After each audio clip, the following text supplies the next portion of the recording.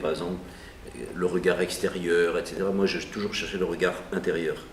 Donc quand je suis sur scène, je fais toujours pareil, à droite, à gauche, jardin, cour, d'où je fais, mais deux dedans, de l'intérieur, parce que c'est un travail d'auteur, en fait, tout autant qu'un travail d'acteur ou de metteur en scène.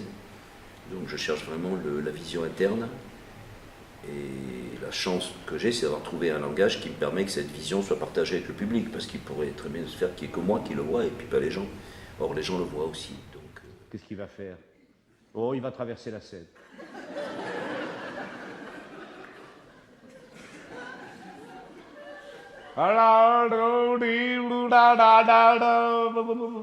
Qu'est-ce que c'est que ça? La danse du diable? C'est pas possible. La fameuse danse du diable, oui, c'est lui qui l'a inventé tout seul. Donc l'adieu Ferdinand, c'est simplement les 3 dernières séquences de cette gigantesque improvisation de ces années 80. Et à travers cet adieu au personnage, c'est bien sûr un adieu à la jeunesse, pas à ma jeunesse, au récit de ma jeunesse. Voilà. La musique de Pierre-Henry. Là-haut, là-haut, là-haut, là-haut, là-haut, là-haut, là-haut, là-haut.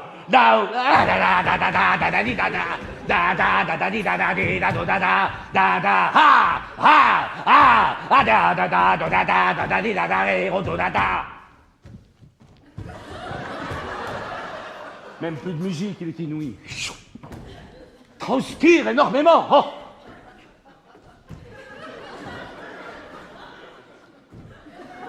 Il en a fait 18.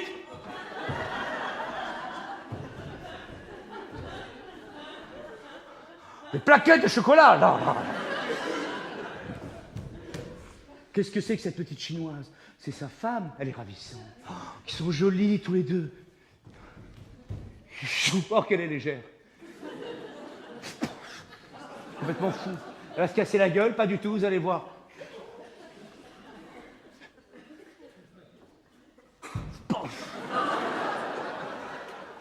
Hop, ouf, plaf. J'ai un regard très... Alors là, j'ai des tas de points de vue sur Avignon. Des tas de points de vue, je ne peux pas vous dire, je n'ai pas un seul point de vue. Ça m'intéresse beaucoup au Festival d'Avignon. Pour moi, c'est vraiment la Mecque du théâtre, hein, Avignon. Puis en plus, je suis Marseillais, donc pour moi, c'est une histoire, c'est pour les Marseillais, les jeunes Marseillais, c'est très important, le Festival d'Avignon. J'ai découvert le théâtre avec les ballets du XXe siècle de Maurice Béjart en 67, au Festival d'Avignon. D'ailleurs, tellement que j'ai cru que c'était danseur que je voulais être, et pas comédien. C'est pour ça que j'ai appelé mon premier spectacle à Danse du Diable. D'ailleurs, c'était en l'honneur de Maurice Béjart. Et j'ai une relation très passionnelle avec le Festival d'Avignon. J'y vais jamais comme ailleurs. J'y vais jamais uniquement pour des raisons d'argent ou des raisons de business. J'y vais toujours pour une raison spirituelle. Toujours. Par exemple, cet été, je vais aller y jouer Avignon 68 pour rappeler à la jeunesse ce qui s'est passé en 68 à Avignon. Puisqu'il va y avoir beaucoup de célébrations, j'aimerais aussi qu'on rappelle qu'il n'y a pas eu que des choses heureuses en 68, il y a eu des choses effroyables, et ça me raconte.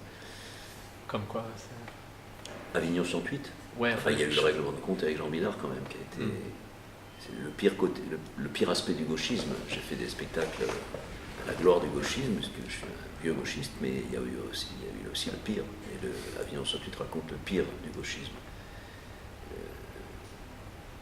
Ça raconte un petit peu, ça ressemble un petit peu à, si vous voulez, le gauchisme dans les années 70, moi j'étais gauchiste, ce qui se passe en ce moment avec le féminisme me fait un peu penser à ce qui s'est passé avec le gauchisme dans les années 70. Voilà, pour résumer. Maintenant, on va pas épiloguer là-dessus, mais si vous voyez ce que je veux dire. Voilà, Balance ton porc, ça me fait penser à CRSSS, ou ça me fait penser à... Voilà. C'est-à-dire un mouvement, c'est une révolution indispensable, nécessaire, essentielle, mais qui sur sa forme commet des erreurs tragiques. Voilà, c'est exactement ce qui s'est passé en Avignon 68. Je pense qu'Olivier Piet est un très bon directeur de festival. Il y a un public très jeune, il y a beaucoup de monde. J'ai vu Les Damnés il y a 2 ans, qu'un spectacle qui est un des plus beaux spectacles que j'ai vu de ma vie. J'ai vu aussi des mauvais trucs. J'ai du mal parce que je ne suis pas très aimé par le festival, donc j'ai beaucoup de mal à avoir des places. Mais peu importe, il a un seul gros défaut, Olivier Piet, il ne m'invite pas. Il répond pas à mes lettres. C'est le seul gros défaut que je lui trouve, ce qui n'est pas très grave quand même. Mais disons, à part Pour ça... communiquer, c'est quand même... Voilà, c'est pas gentil, parce qu'en plus, j'ai beaucoup défendu quand il a été viré de l'Odéon et tout. Mais à part ce défaut terrible, c'est un très bon directeur. Très franchement, et j'étais très content qu'il soit nommé, qu'il soit un artiste, un metteur en scène, puis c'est un mec intelligent, sur le plan politique, il est formidable. Voilà. Je ne pensais pas du tout la même chose de ses prédécesseurs. Vraiment, pour moi, c'était un couple infernal. Baudrier, Hortense Chevillard, là, ces deux-là. Archambault, ouais. Charlotte Chevillard, je ne sais plus qui, ça, vraiment non. Mais lui, c'est la classe. Non, moi je viens du théâtre public, parce que le théâtre du Soleil, c'est le théâtre public, et quand j'étais dans le privé, j'ai fait venir les spectateurs du public dans le privé. Déjà en faisant des prix de place qui étaient ceux du public. J'ai jamais joué dans le privé au prix des places du privé.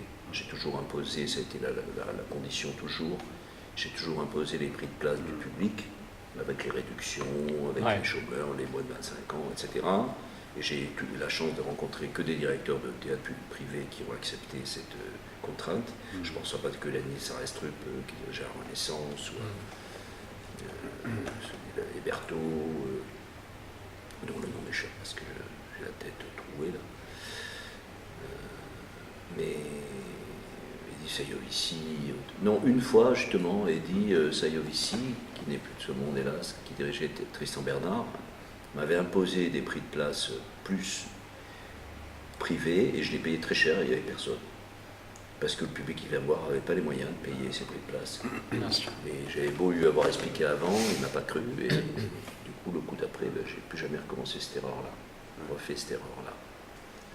Parce que je suis né dans le public, dans le théâtre public, et que je suis resté un homme du théâtre public. Même dans le privé. Même dans le privé. Est-ce que vous venez aussi... Mais je dois opprimer le roman au privé, je dois toute mon œuvre, si je peux dire, parce que le public ne voulait pas de mon œuvre. Les gens du théâtre public, la danse du diable, c'était pas leur truc. C'est le privé qui a... Encore la danse du diable, ça allait, mais quand j'ai fait Ariane ou l'âge d'or, sur le deuxième, là, ça a été la guerre. Parce qu'à partir du moment où je commençais à me moquer d'Ariane Ouchkine et du théâtre public et de leurs valeurs, là, c'était fini, on rigolait plus du tout. C'est un paradoxe, j'ai eu deux Molières à cette époque-là, mais j'ai créé tous ces spectacles-là dans le privé. C'est aussi une forme d'autocritique du théâtre public, quelque part aussi dans cette... Ah, mais je me moquais d'eux, oui. Voilà. Puis je me moquais de leurs valeurs, je me moquais du politiquement correct, je me moquais du théâtralement correct, même si c'était une moquerie affectueuse, puisque je parlais de ma propre famille théâtrale, mais à travers la peinture que je faisais d'Ariane, et il y avait beaucoup de moqueries sur les acteurs subventionnés qui jouaient avec les pierres de danse sur les critiques, sur tout ça, donc ça a été toujours, ça a été très... Jusqu'à ce que Alain Crombec me fasse venir jouer le roman d'un acteur au Festival d'Avignon, en 93, là, ça a été... Voilà. Et c'est là d'ailleurs que Patrice Martinet a vu les spectacles et qui m'a invité à venir les faire à la télé.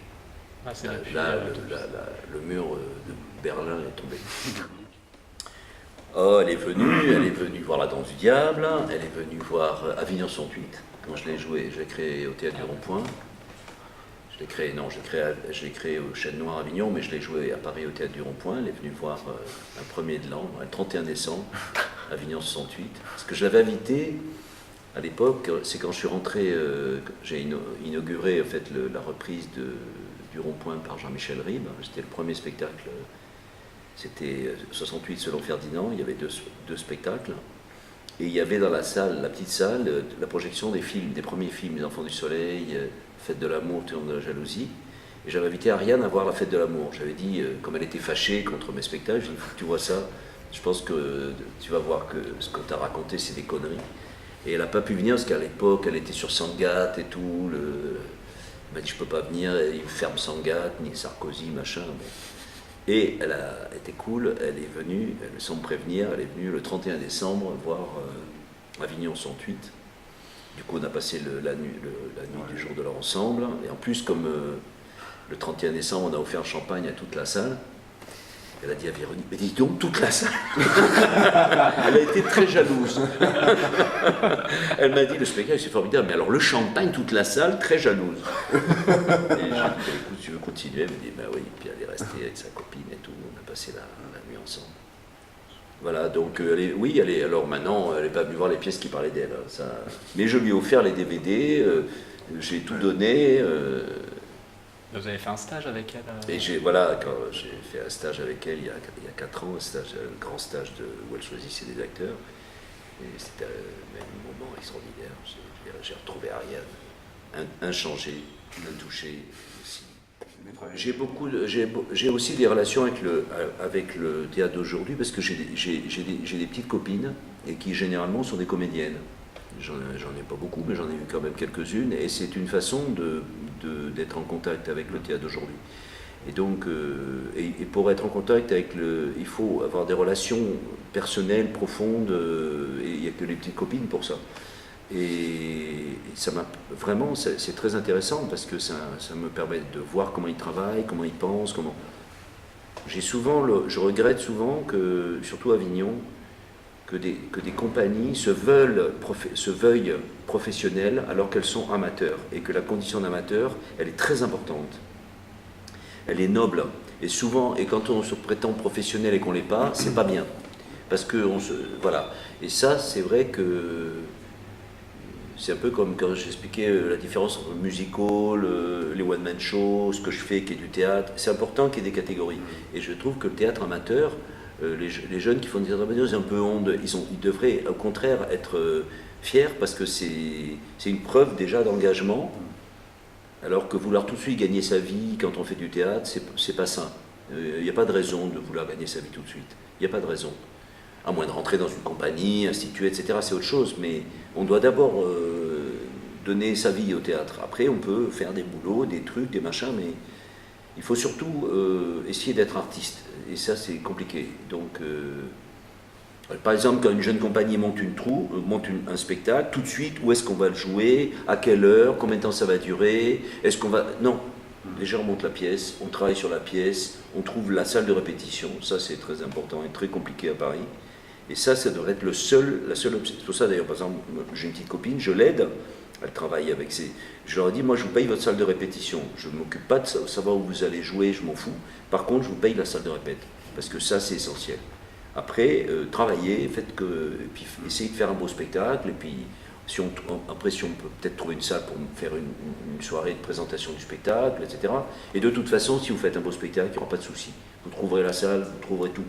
Après, vous allez être face, au contraire, à d'autres problèmes, mais moi, quand j'ai fait la danse du diable, j'ai travaillé comme ça. Je ne me suis soucié de aucun détail, si j'ose dire, professionnel, jusqu'à 3 semaines avant.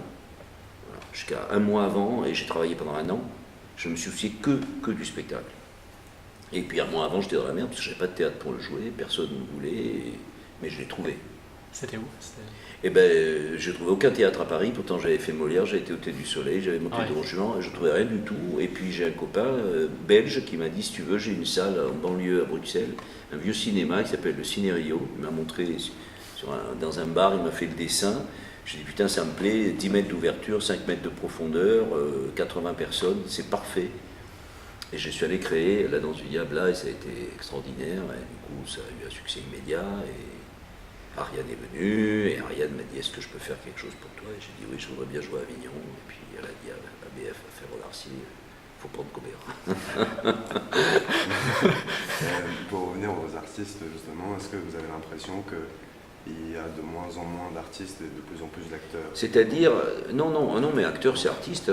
Il y a trop d'acteurs qui oublient que c'est un art d'être acteur. Que c'est pas une condition sociale, avant d'être une condition sociale, avant d'être un statut, qui à mon époque encore, être artiste c'était mal vu. Hein. Moi je me suis battu contre mon père, contre ma famille pour être acteur. Pourtant c'était des bourgeois, très évolués, très cultivés. Mon père en plus rêvait de faire du théâtre quand il était jeune, mais il m'a cassé la gueule mon père quand je suis parti faire du théâtre. Mais, je veux dire, c'était très mal vu encore. C'est marrant parce que j'ai entendu à la télé Michel Faux dire, je ne sais plus, on parlait de Molière, et quelqu'un a dit, mais à l'époque de Molière, les comédiens, on ne les enterrait pas en terre chrétienne, et Michel Faux a dit, mais c'était le bon temps. Il avait raison. Je préfère l'époque où les comédiens et les comédiennes étaient des prostituées, et les comédiens des damnés. Parce qu'au moins, ils affrontaient cette situation-là. Aujourd'hui, c'est devenu un statut enviable. Dans une famille bourgeoise, le fils ou la fille comédienne, c'est chic. Alors, c'est bien, tant mieux, ça sert à rien de se foutre sur la gueule, mais le problème, c'est que c'est devenu un statut. C'est devenu un... Voilà, et non, c'est un art d'être comédien. Et je vais vous dire, si c'est pas un art, c'est chiant comme la pluie d'être comédien. C'est chiant comme la pluie. C'est pour ça que après le Théâtre du Soleil et après que j'ai travaillé un peu en Belgique et tout, j'ai renoncé à la carrière.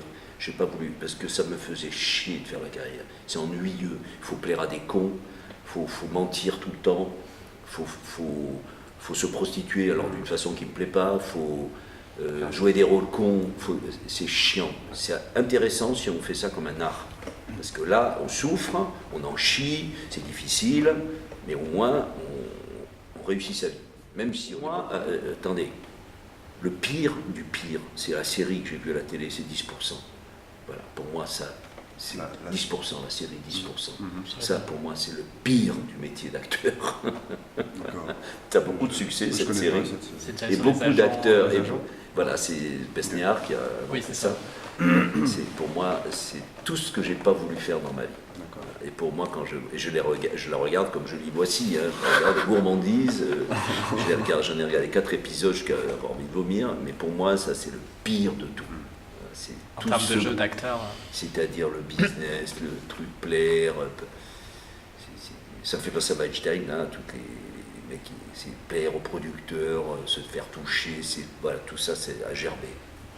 Mais dans votre, je crois que c'est quand vous faites la scène où vous quittez le Théâtre du Soleil avec une femme, vous dites je veux pas faire carrière à Ryan Munchkin, vous lui dites je te promets je veux pas faire carrière, et ça c'est toujours présent, enfin c'est resté une sorte de fil dans votre esprit.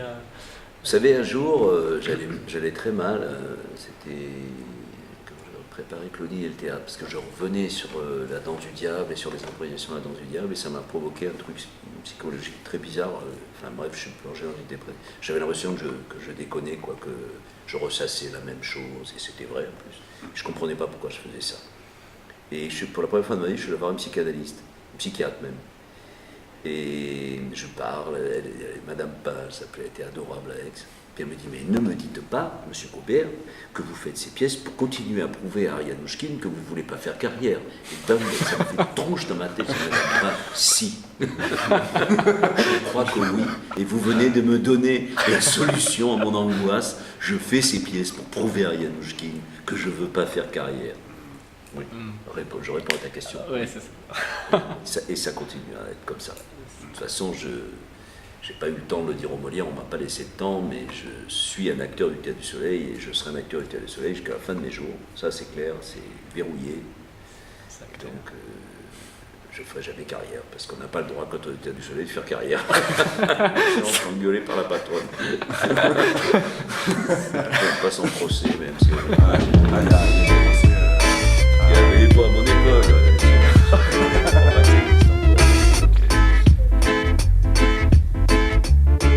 Comme c'est beau! Une baleine qui parle avec l'accent arabe. Ben oui, je sais pas pourquoi, chaque fois que je la vois, puis que je l'entends, je vois une baleine. Et puis même pire, je vois mon Lidic. Dédé, ils sont tous à poil! Ça, c'était prévisible. Mais